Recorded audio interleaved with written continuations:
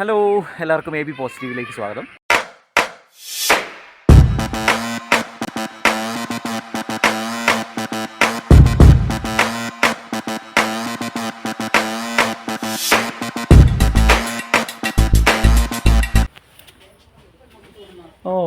സഹിക്കാവുന്ന ചൂടേ ഉള്ളൂ, പക്ഷേ അടി ചൂടുണ്ട്. നമ്മൾ ഞെക്കി പിടിച്ചാൽ പൊള്ളും, നന്നായി പൊള്ളും. ഇത് ശുദ്ധമായ കരിമ്പിൻ നീര് മാത്രമാണ് ഇതിൻ്റെ അകത്തുള്ളത്. ഇത് 3.5 മണിക്കൂർ സമയമാണ് ഈ ഒരു പ്രോസസ്സിങ് വേണ്ടത്. ബോയിലിംഗ് ചെയ്തിട്ട് അങ്ങനെ ഒരു പ്രോസസ്സ് കഴിഞ്ഞിട്ടുള്ളതാണ് ഇത്.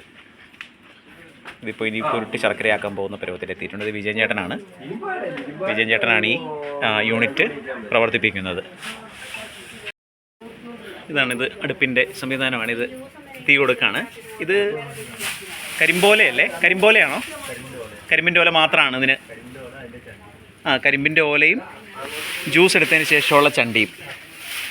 കരിമ്പിൻ ജ്യൂസ് നമ്മളിപ്പോൾ കുടിച്ചു. കരിമ്പിൻ ജ്യൂസിൻ്റെ ചണ്ടി ജ്യൂസ് എടുത്തിട്ടുള്ള ചണ്ടിയും കരിമ്പിൻ്റെ ഇലകളും ചേർത്തിട്ടാണ് തീ കൂട്ടുന്നത്. ഇതാണ് 3.5 മണിക്കൂർ സമയം ബോയിലിങ്ങിൽ ഇട്ടതിന് ശേഷമാണ്. ഒന്നിൻ്റെ പ്രോസസ്സ് തീരുമ്പോൾ തന്നെ അടുത്ത പ്രോസസ്സ് ആരംഭിക്കാം.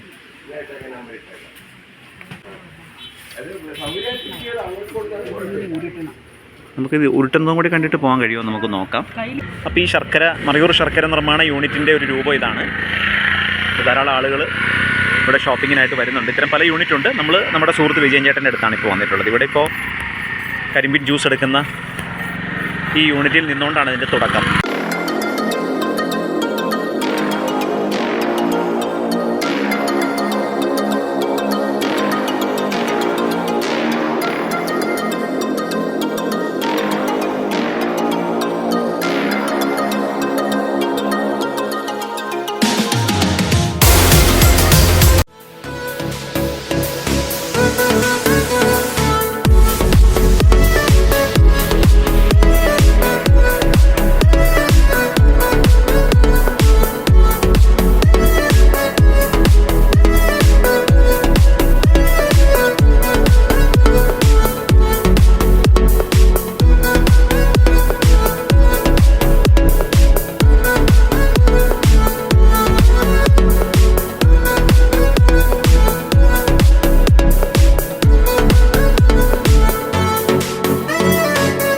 ധാരാളം ആളുകൾ നേരിട്ട് ഈ മറയൂർ ശർക്കര നിർമ്മാണ യൂണിറ്റിൽ നിന്ന് ശർക്കര വാങ്ങാനായിട്ട് എപ്പോഴും വന്നുകൊണ്ടാണ് ഇരിക്കുന്നത്. കിലോ 80 രൂപയാണ് സാധാരണ ശർക്കരയുടെ വില.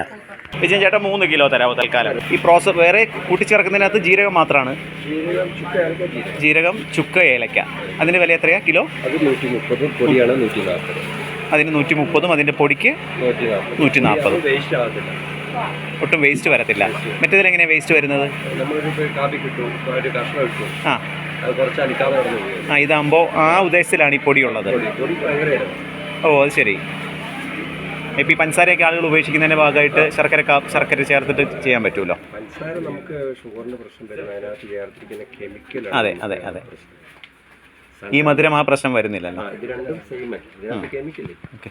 സാവധാനം അത് ഒരു കട്ടിയായിട്ടുള്ള രൂപത്തിലേക്ക് വന്നുകൊണ്ടിരിക്കുകയാണ്. ലിക്വിഡ് ഫോമിൽ നിന്ന് കുറച്ചുകൂടി ഒരു ഉറച്ച ഫോമിലേക്ക് വന്നുകൊണ്ടിരിക്കുകയാണ്. ഇപ്പോൾ ഉരുട്ടാവുന്ന പരുവത്തിലേക്ക് വരുന്നുണ്ട്.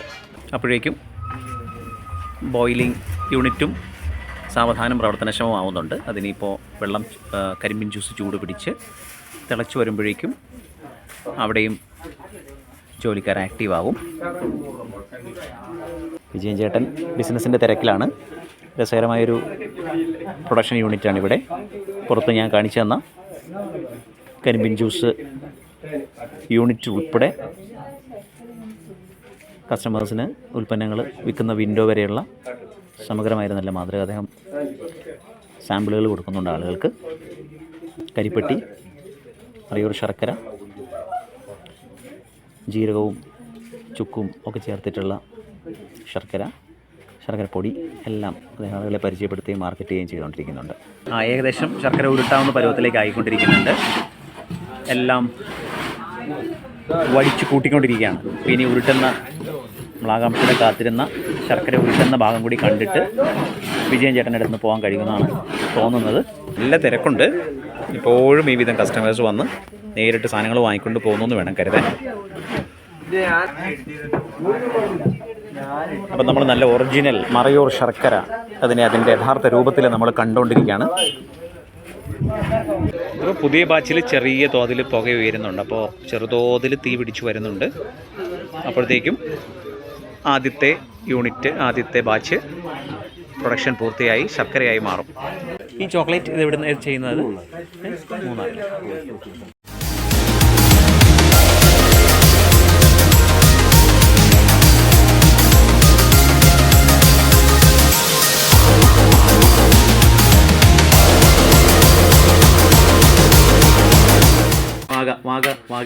വാഗമരത്തിൻ്റെ തടിയാണ് പലക ഉള്ള തോണി നമുക്ക് വിളിക്കാം.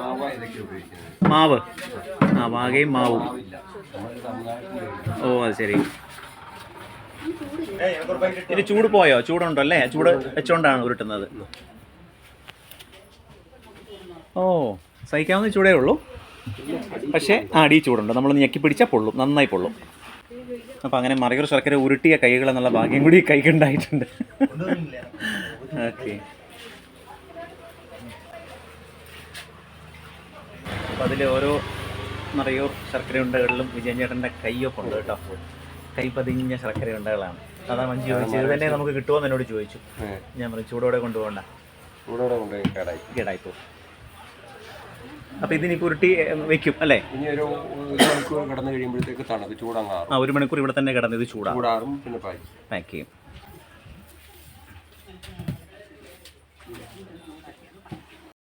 വിജയൻ ചേട്ടൻ്റെ കരിമ്പ് ജ്യൂസ് എടുക്കുന്ന യൂണിറ്റ് ഇവിടെയാണ്. ഇത് വളരെ സിസ്റ്റമാറ്റിക്കായിട്ട് നടക്കേണ്ട ഒരു വർക്കാണ്. ഇവിടുന്ന് കരിമ്പ് ജ്യൂസ് എടുക്കുന്നു, അത് പമ്പ് ചെയ്തിട്ട് പ്രൊഡക്ഷൻ നടക്കുന്ന സ്ഥലത്തേക്കുള്ളൊരു ടാങ്കിലേക്ക് എത്തും. അപ്പോൾ അവിടുത്തെ ഒരു ബാച്ച് പൂർത്തിയായി ശർക്കര രൂപത്തിലേക്ക് എത്തുമ്പോഴേക്കും അടുത്ത ബാച്ചിനുള്ളത് ഇവിടുന്ന് അങ്ങോട്ടേക്ക് ഒഴുകി എത്തുള്ളൂ. അപ്പോഴേക്കും ഇവിടെ അതിൻ്റെ വർക്ക് തുടങ്ങിയിരിക്കും. അല്ലെങ്കിൽ 1 മണിക്കൂർ 2 മണിക്കൂറിനുള്ളിൽ ആ പ്രക്രിയ നടന്നില്ലെങ്കിൽ വളരെ നേരത്തെ ഈ ജ്യൂസ് എടുത്ത് വെക്കാൻ കഴിയില്ല, അത് കേടാവും, പുളിപ്പുണ്ടാവും. അതുകൊണ്ട് എപ്പോഴാണോ അവിടുത്തെ ഒരു ബാച്ച് ബോയിലിംഗ് പൂർത്തിയായി ശർക്കര രൂപത്തിലേക്ക് ഒഴുകുന്നതോ അപ്പോഴേക്കും ഇവിടുന്ന് പമ്പ് ചെയ്തിട്ട് പുതിയ ബാച്ച് ആ ടാങ്കിനുള്ളിൽ നിറയ്ക്കുക. ടാങ്ക് നമുക്ക് കാണാം. ഇതാണ് കരിമ്പിൻ ജ്യൂസ് വന്ന് വീഴുന്ന ടാങ്ക്. ഈ ടാങ്കിൽ നിന്നാണ് ഓരോ ബാച്ചിനും വേണ്ടിയിട്ടുള്ള കരിമ്പിൻ ജ്യൂസ് വരുന്നത്. നമ്മൾ മുമ്പേ കണ്ട പ്രൊഡക്ഷൻ കരിമ്പിൻ ജ്യൂസ് എടുക്കുന്ന മെഷീനിൽ നിന്ന് ഇങ്ങോട്ടേക്കാണ് പമ്പ് ചെയ്ത് വരുന്നത്. ഈ ടാങ്കിൽ നിന്ന് ആവശ്യാനുസരണം ഇങ്ങോട്ടേക്ക് എടുക്കുന്നു. ഇവിടെ 3.5 മണിക്കൂറാണ് ബോയിലിംഗ്. അതിനുശേഷം ഒരു 10 മിനിറ്റ് 20 മിനിറ്റ് പ്രോസസ്സിങ് കഴിഞ്ഞിട്ട് ആറാനായിട്ട് കിടക്കുന്ന ലിക്വിഡ് ഫോമിലുള്ള ശർക്കര പിന്നീട് കുറച്ചുകൂടി തിക്കായി കഴിയുമ്പോൾ ഇതേമാതിരി ഉരുട്ടി നമ്മളെല്ലാവരും ഇഷ്ടപ്പെടുന്ന പുകൾപെറ്റ മറയൂർ ശർക്കരയായി മാറും.